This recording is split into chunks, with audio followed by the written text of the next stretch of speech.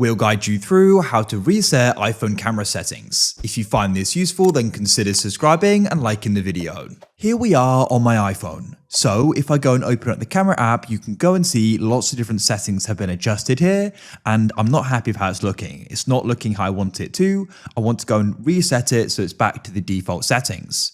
We're going to guide you through this step by step. So make sure this full guide, and then it's going to go and be back to how you want it to go and be, of how it should first be when you first go and get your iPhone or open up the camera app.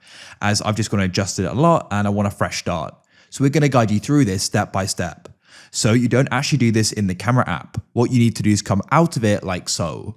Now, what you need to do is you need to go and find the settings app on your iPhone. You can actually go and do the process in here. So go and find settings just on the home page. You can always drag down and search it if needed. So in settings, you then need to go and scroll down. We need to go and find the option for camera. It is in this section here. You don't need to go far. If you struggle to go and find it, press search at the bottom and you can go and type in camera and tap on it. Now, what you want to do is you need to go and scroll down and go and find the option for preserve settings. Come into here.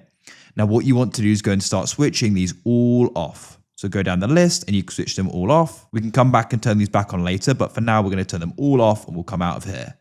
So now if we come back to camera, it should then go and be back to default. If it isn't, what you can do is go and swipe up on your screen from the bottom by dragging that bar, not all the way so it closes out of it, but just enough so we can go and open up the apps here. And then what you want to do is go and swipe up on the camera to go and close it. Then you can go and open it again, and now it should go and be back to normal. As you can see, the colors look normal, and that's it.